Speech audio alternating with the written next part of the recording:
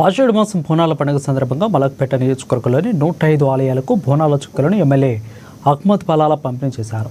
ఈ కార్యక్రమంలో old Malakpet corporator సఫాజుద్దీన్ Shafi, అదేవిధంగా దేవాదాయ శాఖ ఆర్టీసీ రామకృష్ణ అధికారులు, ఆలయ కమిటీ ప్రతినిధులు పాల్గొన్నారు.